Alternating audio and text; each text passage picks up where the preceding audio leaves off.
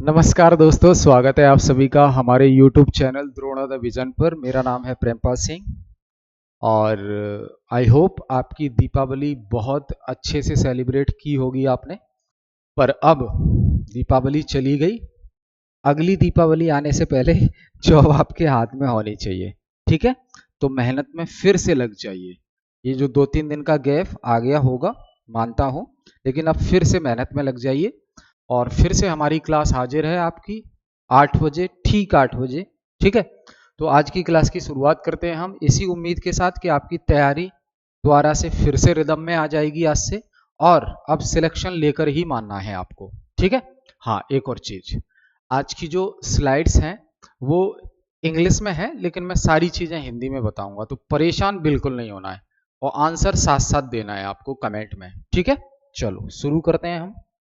पहला सवाल आपकी स्क्रीन पर है, मैं सारी चीजें आपको बताऊंगा। पहला सवाल क्या कह रहा है, भारतीय संविधान का वो कौन सा अनुच्छेद है, समझिएगा, भारतीय संविधान का वो कौन सा अनुच्छेद है जो यह बताता है कि अगर पार्लियामेंट या राज्य के अंदर विधानमंडल कोई ऐसा कानून बना देते हैं जो संविधान के विरोध में जाता है, आपके मौलिक अधिकारों का हनन करता हुआ पाया जाता है, तो वो कानून जो है खत्म हो जाएगा, ऑटोमेटिक निरस्त माना जाएगा। तो ऐसी ये चीज भारतीय संविधान के किस आर्टिकल में कही गई है? तो आंसर इसका है अनुच्छेद 13। कितना? अनुच्छेद 13।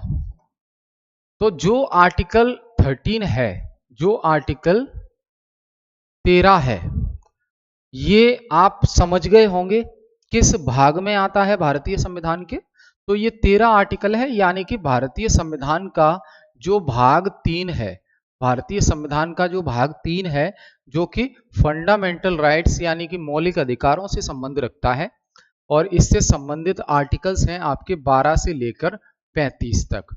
तो 12 से 35 के बीच में ही ये 13 आता है।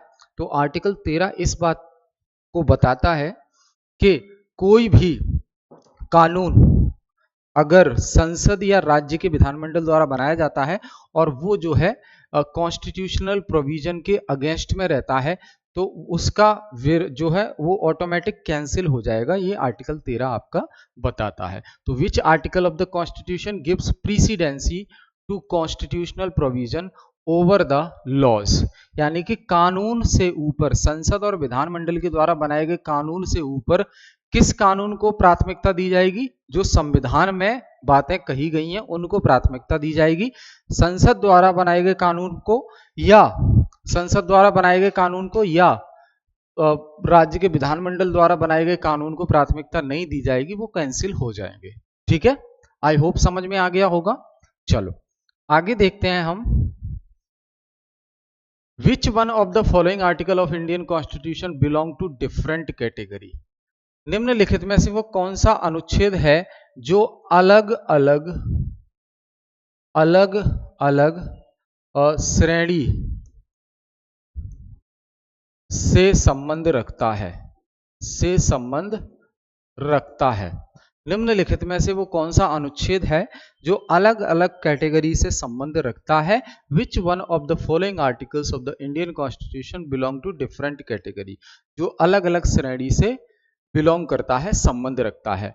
तो यहां आप देखेंगे, देखो आर्टिकल 14 फंडामेंटल राइट्स का ही है, आर्टिकल 15 भी फंडामेंटल राइट्स का है, आर्टिकल 16 भी फंडामेंटल राइट्स का है, आर्टिकल 19 भी फंडामेंटल राइट्स का है। लेकिन यहां देखो आपसे पूछा गया है कि वो कौन सा एक आर्टिकल है जो अलग अलग कैटेगरी से संबंध रखता है।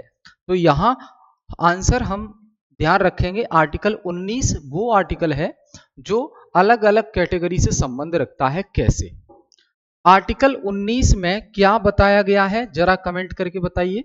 आर्टिकल 19 कहता है कि 6 प्रकार की स्वतंत्रताएं मिली हैं, 6 प्रकार की स्वतंत्रता हम नागरिकों को मिली है, भारत में रहने वाले लोगों को मिली है 6 प्रकार की स्वतंत्रता। उदाहरण के तौर पे अगर हम बात करें, उदाहरण के तौर पे हम बात करें, जैसे कि कहीं भी आने जाने की स्वतंत्रता है, कुछ भी बोलने की स्वतंत्रता है, किसी भी तरीके से अभिव्यक्त करने की आजादी है, हमें बोलने की और अभिव्यक्त करने की आजादी है, एक स्थान से दूसरे स्थान तक भारत के अंदर कहीं भी आने जाने की स्वतंत्रता है, कहीं भी रहने की स्वतंत्रता है आपको, कहीं भी बसने की स्वतंत्रता है, घर लेकर आप रह भी सकते हैं, कोई भी काम करने की स्वतंत्रता है आपको, समझ रहे हैं? एक साथ ग्रुप बनाकर इकट्ठा होने की स्वतंत्रता है आपको, बस आपके पास हथियार नहीं होने चाहिए, ठीक है? संगठन बनाने की स्वतंत्रता है आपको। तो ये सभी अलग अलग कैटेगरी की चीजें हैं जो सिर्फ एक आर्टिकल में दी हैं, आर्टिकल 19 में। तो हम यहां कह सकते हैं कि आर्टिकल 19 अलग अलग कैटेगरी से बिलोंग करता है, आर्टिकल 19 अलग अलग कैटेगरी से बिलोंग करता है। तो इसलिए आर्टिकल 19 यानी कि डी आंसर इसका सही जवाब हो जाएगा। आई होप क्लियर है। कोई भी डाउट होता है कमेंट बॉक्स में कमेंट करके बताइए, कोशिश की जाएगी कि क्लास में उसको शामिल किया जाए, आपके डाउट को, और उसको एक्सप्लेन किया जाए, ठीक है? अगला सवाल ये है, आपको कथन दिया है, ये कथन है और ये दिया है कारण। तो कथन कारण में से फिर आपको बताना है कि कौन सा सही है, करेक्ट, कौन सा सही है। तो कथन और कारक पढ़िए एक बार। कथन कह रहा है जो अस्पृश्यता है, अनटचेबिलिटी, जो अस्पृश्यता है ये संरचनात्मक हिंसा का ही एक फॉर्म है, का ही एक प्रकार है। जो अस्पृश्यता है एक संरचनात्मक हिंसा का ही एक प्रकार है। तो बिल्कुल सही बात है ये बिल्कुल सही बात है, क्योंकि भारतीय संविधान में जो आर्टिकल 17 है, भारतीय संविधान में जो आर्टिकल 17 है वो ये कहता है कि भारत में अस्पृश्यता का अंत हो गया है, अस्पृश्यता का अंत, एबोलिशन ऑफ अनटचेबिलिटी। आर्टिकल 17 बात करता है कि कोई भी उच्च जाति का व्यक्ति निचली जाति के व्यक्ति के साथ किसी प्रकार का दुर्व्यवहार नहीं कर सकता, उसको गाली गलौज नहीं दे सकता, न उसको कहीं आने जाने से रोक सकता, फॉर एग्जाम्पल मंदिर जाने से नहीं रोक सकता, तालाब में नहाने से नहीं रोक सकता, कुएं से पानी भरने में नहीं रोक सकता, सामने से गुजरने पर नहीं रोक लगा सकता। तो किसी भी प्रकार का जो है जो हिंसात्मक चीजें हैं वो भी नहीं कर सकता और किसी प्रकार का दुर्व्यवहार भी नहीं कर सकता और जाति सूचक शब्दों का इस्तेमाल भी नहीं कर सकता। निचली जाति को हम उसकी जाति के बिहाफ पर बुलाएंगे नहीं, कॉल नहीं करेंगे कि ये तुम इस कैटेगरी को, ये आओ वो आओ, है ना, ये बोलो वो बोलो, ऐसा कुछ नहीं है। इन सब चीजों का भारतीय संविधान ने अंत कर दिया है। इसलिए हमारा संविधान बड़ा प्यारा संविधान है जो सबको ध्यान में रख के काम करता है। तो ये सही है। दूसरा है कि जो अस्पृश्यता है वो धर्म के नाम पर प्रैक्टिस की जाती है कि हम ब्राह्मण धर्म से, वो क्षत्रिय धर्म से, वो शूद्र धर्म से, ऐसा भी नहीं है। तो ये सही बात है, सही कह रहा है ये, इसी के नाम पे जो है इसको आगे बढ़ाया जाता है, धर्म के नाम पर ही इसको प्रैक्टिस में लाया जाता है, अभ्यास में लाया जाता है, ठीक है? तो दोनों सही हो जाएंगे। इसका मतलब क्या हुआ, ए भी सही है, आर भी सही है और आर जो है ए की सही व्याख्या कर रहा है, समझ गए? तो मैन इसको अगर हम समराइज वे में देखें तो आर्टिकल 17 इन सारी चीजों पर रोक लगाता है, आर्टिकल 17 इन सारी चीजों पर रोक लगाता है, ठीक है? अगला प्रश्न है, निम्नलिखित में से वो कौन सा है जो सही से सुमेलित नहीं है, नॉट करेक्टली मैच्ड, सही सुमेलित नहीं है। अब देखो 4 ऑप्शन हैं आपके सामने दोस्त, 4 ऑप्शन हैं, उसमें से 3 तो मैच कर रहे होंगे, एक मैच नहीं करेगा। तो देख लेते हैं। ए ऑप्शन, ये अनुच्छेद 23 है और अनुच्छेद 23 किससे संबंधित है, ये सामने लिखा हुआ है। अगर सही बात लिखी हुई है तो वो मैच कर रहा है, अगर गलत बात लिखी हुई है तो वो मैच नहीं कर रहा है। तो आर्टिकल 23 में बोला है prohibition of traffic in human and forced labour, यानी कि आर्टिकल 23 बात कर रहा है मानव तस्करी पर रोक, मानव तस्करी पर रोक लगा दी गई है और दबाव डालकर किसी से काम नहीं करवा सकते, दबाव डालकर काम नहीं करवा सकते। तो आर्टिकल 23 तो फंडामेंटल राइट का यही कहता है। आर्टिकल 23 राइट अगेंस्ट एक्सप्लॉयटेशन, वो तो यही कहता है कि किसी का शोषण नहीं कर सकते, दबाव डालकर किसी पे काम नहीं करवा सकते, और मानव तस्करी पर रोक है, यानी कि मानव की खरीदी और बिक्री पर रोक है। जैसे देवदासी बना लेना रोक है, किसी बच्ची को पकड़कर बेच देना, उसे प्रोस्टिट्यूशन सेंटर भेज देना, वैश्यालय में भेज देना, इन सब पे रोक है। ठीक है, तो ये तो सही है, मैच कर गया। हमें बताना है कौन सा मैच नहीं कर रहा है। तो दूसरा पढ़ते हैं बी, आर्टिकल 24। सारे पढ़ने हैं हमें, क्योंकि हमें जिसकी तलाश है वो पता नहीं कहां है। तलाश हमें किसकी है? जो मैच नहीं कर रहा है, सुमेलित नहीं है। तो आर्टिकल 24 कह रहा है prohibition of employment of children in factories, कारखानों में बच्चों को रोजगार देना अपराध है और उस पर रोक लगा दी है। तो 14 साल से कम उम्र के अगर बच्चे हैं तो उनसे कारखाने में काम नहीं करवाया जा सकता, ऐसा आर्टिकल 24 बोलता है। तो ये तो सही बोल रहा है, ये सही बोल रहा है। C, article 26 freedom to manage religious affair, अपने धार्मिक मामलों का प्रबंधन करने की आजादी आपको है। तो ऐसा 26 बोलता है, वो सही बात है। आर्टिकल 29 यानी कि डी ऑप्शन, तो freedom of establishment and administration of educational institutions by minorities, यानी कि अल्पसंख्यकों के द्वारा अपने लिए शैक्षणिक संस्थान स्थापित करना और उनका प्रबंधन करने की आजादी है, ऐसा आर्टिकल 29 के सामने लिखा है। ऐसा आर्टिकल 29 के सामने लिखा है, तो ये गलत है बेटा। आर्टिकल 29 क्या बोलता है? आर्टिकल 29 बोलता है कि अल्पसंख्यकों के हितों की रक्षा करना है, अल्पसंख्यकों के हितों की रक्षा, सुरक्षा, ये बोलता है आर्टिकल 29। ये नहीं बोलता, ये किस में बोलता है? ये आर्टिकल 30 में बोलता है ये। तो ये मैच नहीं कर रहा है।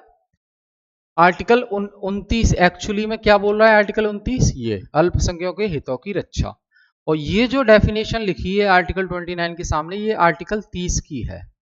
तो ये मैच नहीं कर रहा है आपस में, तो आंसर डी हो जाएगा। आंसर क्या होगा दोस्त? आंसर हो जाएगा डी। ठीक है, चलो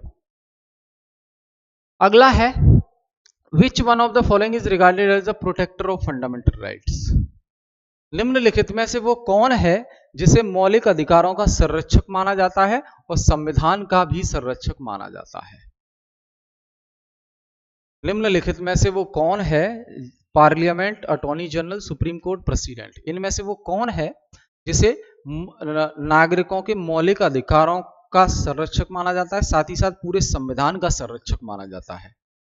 यानी कि उसके होते हुए ना तो किसी के फंडामेंटल राइट, मौलिक अधिकार का हनन हो सकता है, ना संविधान के विरुद्ध में चीजें जा सकती हैं। उनकी रक्षा करने के लिए, उसको सुरक्षित बनाए रखने के लिए वो संस्था है। तो वो कौन सी संस्था है? तो वो है भाई सुप्रीम कोर्ट। वो क्या है? सुप्रीम कोर्ट है। क्यों? तो सुप्रीम कोर्ट के पास ये अधिकार है आर्टिकल 32 के तहत, आर्टिकल 32 के तहत ये सुप्रीम कोर्ट के पास अधिकार है बेटा कि वो रिट जारी कर सकता है। रिट मतलब आदेश, आप कहेंगे इसको, आदेश जारी कर सकता है। अगर किसी के फंडामेंटल राइट्स का उल्लंघन होता है तो सुप्रीम कोर्ट आदेश जारी कर सकता है, और जिसने भी मौलिक अधिकारों का उल्लंघन किया है उसको सजा दी जाएगी, और जिसके मौलिक अधिकारों का उल्लंघन हुआ है उसे न्याय मिलेगा। समझ गए? क्लियर है? चलो यहां एक और चीज बता देता हूं, सुप्रीम कोर्ट को तो अधिकार है रिट जारी करने का आर्टिकल 32 के तहत, और हाई कोर्ट को यह अधिकार है रिट जारी करने का आर्टिकल 226 के तहत। ठीक है, तो सुप्रीम कोर्ट रिट जारी करता है आर्टिकल 32 के तहत, और हाई कोर्ट रिट जारी करता है आर्टिकल 226 के तहत। ठीक है भाई, चलो अगला, निम्नलिखित में से वो कौन सा अनुच्छेद है जिसे भारतीय संविधान बनाने में अहम भूमिका निभाने वाले डॉक्टर BR अम्बेडकर ने सोल कहा है, soul and heart of the constitution? निम्नलिखित में से वो कौन सा अनुच्छेद है जिसे डॉक्टर भीमराव अंबेडकर ने संविधान की आत्मा और हृदय कहा है? तो वो है आर्टिकल 32। आर्टिकल 32 ये आपका छठवां फंडामेंटल राइट है, छठवां मौलिक अधिकार है, ये छठवां मौलिक अधिकार है आर्टिकल 32। और इस आर्टिकल 32 का मौलिक अधिकार का नाम क्या है? संवैधानिक उपचारों का अधिकार। संवैधानिक उपचारों का अधिकार, संवैधानिक उपचारों का अधिकार। तो आर्टिकल 32 को यानी कि संवैधानिक उपचारों के अधिकार को डॉक्टर भीमराव अंबेडकर ने संविधान की आत्मा और हृदय नाम से संबोधित किया है। क्यों? क्योंकि आर्टिकल 32 के होते हुए संविधान का उल्लंघन नहीं हो सकता और किसी के मौलिक अधिकारों का भी उल्लंघन नहीं हो सकता। ठीक है भाई। निम्नलिखित में से भारतीय संविधान का वो कौन सा भाग है जो एक कल्याणकारी राज्य की कामना करता है? निम्नलिखित में से भारतीय संविधान का वो कौन सा भाग है जिसका उद्देश्य सिर्फ देश को कल्याणकारी देश बनाने का है, यानी कि सबका विकास हो, सबको सुख सुविधाएं मिले, सब अच्छे से रहें और देश भी संपन्न बने? तो वो भाग है भाई A, directive principle of state policy, यानी कि राज्यों के नीति निदेशक तत्व, राज्यों के नीति निदेशक तत्व, नीति निदेशक तत्व। ये क्योंकि राज्यों के नीति निदेशक तत्व हमने कहां से लिए? हमने आयरलैंड के संविधान से लिए हैं, ये अपने संविधान में आयरलैंड से लिए हैं। और भाग है इसका 4A, अनुच्छेद है डीपीएसपी का 51A। तो और ये डीपीएसपी जो है नॉन जस्टिसिएबल है, यानी कि डीपीएसपी का अगर कोई सरकार पालन नहीं कर रही है या उनको लागू करने के लिए कानून नहीं बना रही है तो सरकार के खिलाफ हम शिकायत नहीं कर सकते, सरकार के खिलाफ हम शिकायत नहीं कर सकते। ठीक है, क्लियर है? ये क्लियर है? आई होप क्लियर है। आगे 8वां, आपको लिस्ट 1 और लिस्ट 2 दी है। एक तरफ तो दिए हैं सब्जेक्ट और दूसरी तरफ उन सब्जेक्ट का संबंध भारतीय संविधान के कौन से भाग से है, ये दिया है। तो आपको क्या करना है दोस्त? आपको मैच करना है, आपको मैच करना है और सही बताना है, करेक्ट आंसर बताना है। ठीक है, तो देखो, एबोलिशन ऑफ टाइटल, किसी भी प्रकार की उपाधि का अंत, ये तो फंडामेंटल राइट्स में है, तो पहले का हो जाएगा तीसरा, पहले का क्या होगा? तीसरा हो जाएगा। ठीक है, ऑर्गेनाइजेशन ऑफ विलेज पंचायत, यानी कि गांव में पंचायत होनी चाहिए, तो ये डीपीएसपी में दिया है, तो दूसरे का हो जाएगा पहला, है ना? ये बी आंसर लग रहा है ना? अभी देखते हैं, तीसरा पहला। अब सी का देखो, to provide the opportunity for education to child, यानी कि जिन जिन बच्चों की उम्र 6 से 14 साल तक की है उनको शिक्षा का अवसर प्रदान करना, तो ये किस में है? ये आपका है फंडामेंटल ड्यूटी में, यानी कि मौलिक कर्तव्य, मौलिक कर्तव्य में है ये। और ये मौलिक कर्तव्य 11वें नंबर का मौलिक कर्तव्य है, जिसे सन 2002 में भारतीय संविधान में जोड़ा गया और इसके लिए 86वें नंबर का संविधान संशोधन किया गया, 86वें नंबर का संविधान संशोधन किया गया। ठीक है दोस्त, तो ये बी आंसर हो जाएगा इसका, बी आंसर हो जाएगा इसका। ठीक है, आई होप क्लियर है। 9वां प्रश्न है, निम्नलिखित में से वो कौन सा है? 1 और 2, 2 दिए हैं, तो इन दोनों में से डीपीएसपी में क्या शामिल है? राज्यों के नीति निदेशक तत्वों में इन दोनों में से क्या शामिल है? तो देखो, prohibition of trafficking in human beings and forced labour, तो मानव तस्करी पर रोक लगाना, ये हमने अभी डिस्कस किया, मानव तस्करी पर रोक और साथ ही साथ दबाव डालकर काम नहीं करवा सकते, जैसे बंधुआ मजदूरी। तो ये तो भाई फंडामेंटल राइट में है, ये तो फंडामेंटल राइट है। हमसे पूछा है डीपीएसपी में कौन सा शामिल है, तो ये पहला तो शामिल नहीं है डीपीएसपी में, क्योंकि ये फंडामेंटल राइट्स में आता है।